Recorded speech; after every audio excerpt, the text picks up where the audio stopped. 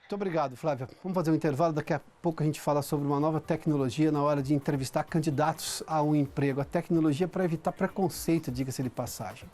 Logo depois do intervalo aqui no Cenário Econômico. Já de volta com o Cenário Econômico, como evitar julgamentos e preconceitos na hora de escolher um candidato a uma vaga de empregos? Tem uso de tecnologia para isso.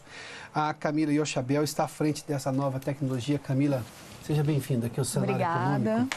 Eu li um pouco do material e entendi que é uma entrevista às cegas. Exatamente. Uma entrevista de emprego até outro dia era exatamente assim. Você é a recrutadora, eu sou o candidato, vou lá, obviamente você já viu meu currículo, e conversamos e você faz as perguntas que interessam aquele negócio para saber se eu tenho o perfil adequado. O que é exatamente uma entrevista às cegas? Tá. No momento de seleção, né, nós recrutadores, acho que o ser humano, ele muitas vezes age do viés inconsciente.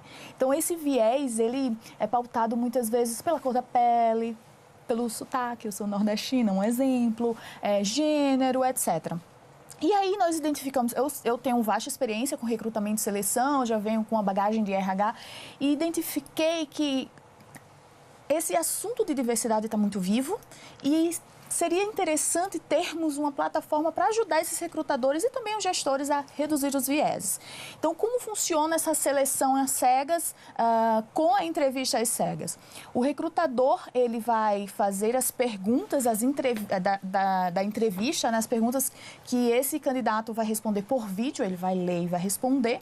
E quando o recrutador ele recebe essas respostas, ele vai até escutar a pessoa, como se fosse o The Voice das entrevistas. Ele vai escutar a resposta e avaliar esses candidatos mediante as reais habilidades e experiências, ao invés de questões, enfim, que possam impactar negativamente. Ele só está ouvindo, mas não está vendo. Ele vai ouvir, exatamente. Aí vamos supor que aprovei esse candidato, aí sim, ele vira a tela e aí ele vai conhecer a pessoa, né, quem é aquele profissional. O The Voice está falando do programa de televisão. Exatamente. Em que você ouve um candidato cantando, se você se interessar pela voz dele, você se vira. Isso. E você já o escolheu para ser o...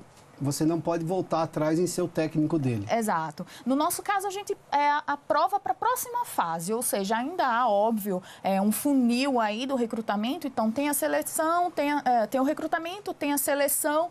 A gente faz esse, digamos assim, esse pente fino baseado nas reais habilidades e competências. E aí, sim, esse candidato, ele sendo aprovado para a próxima fase, ele pode fazer um Skype, uma conversa, ou presencialmente com o candidato. Não é assim, aprovei e já vai contratar no dia seguinte. Óbvio que se as empresas quiserem fazer isso, ok. Possível. E está havendo procura por esse método? Sim, muita. Hoje a gente está com alguns clientes de grande porte, estamos com projetos, inclusive com multinacionais, com globais, né, desenvolvendo alguns projetos.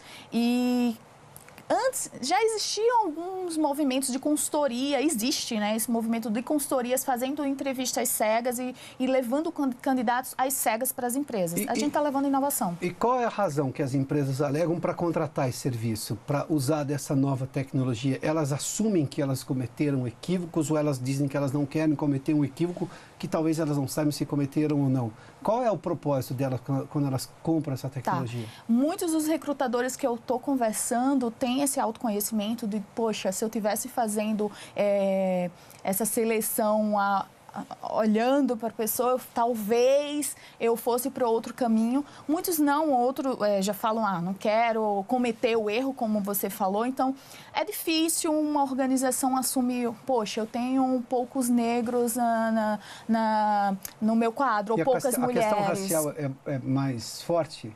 Acho que todas. Eu acho que todas. Eu acho que muito se fala na racial e de gênero, mas a bandeira que nós levantamos é de uma inclusão na sua totalidade. Não é só a bandeira LGBT, não é só uma bandeira de raça ou de gênero, são todas as bandeiras.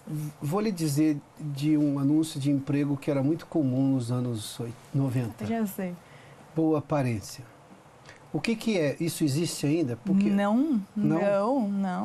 Uma empresa que age dessa forma... Mas não tem formalmente. Se eu tenho agora a possibilidade de usar essa tecnologia, quer dizer que em algum momento aquilo de forma subliminar estava aplicado. Sim. Então, é isso que quando a gente começou, quando a gente lançou o vídeo, né?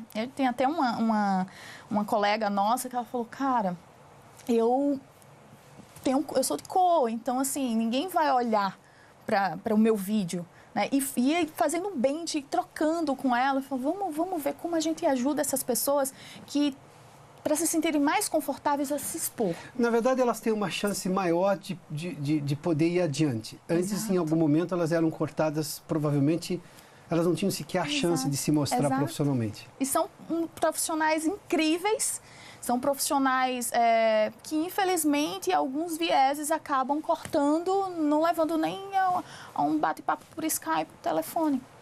E me conta, Camila, você acha que o preconceito vinha do RH enquanto posição da empresa, que o RH simplesmente apenas replicava, ou era do próprio recrutador dele, dos valores pessoais dele? Acho que dos dois, né?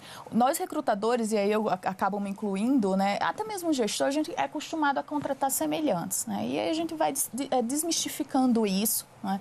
Principalmente quando a importância de ter um psicólogo na equipe para poder desmistificar vou contratar aquela pessoa que mais se assimila.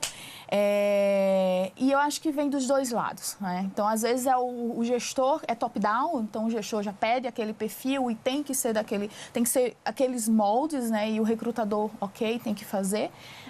E às vezes, sim, parte do recrutador. No todo, é importante que todas as organizações, né, elas... uma vez que levantam essa bandeira, porque hoje diversidade ela não é só uma causa social, ela é uma estratégia também para as empresas poderem lucrarem mais, claro, né? E serem mais inovadoras, e aí é um combo, né? Inovação, o social e o lucro, levantar essa bandeira de forma genuína. Né? Porque não adianta só contratar, vou contratar as cegas, mas também não incluir esse... Aceitar o mundo como ele é faz bem, né? Muito bem. Camila, obrigado pela sua gentileza. Obrigada pelo convite. Bom, tem tecnologia nova agora para recrutar pessoas e boa, usando e fazendo bem. O Cenário Econômico termina aqui. Obrigado pela sua companhia, pela audiência. Boa noite a você. Amanhã a gente está de volta.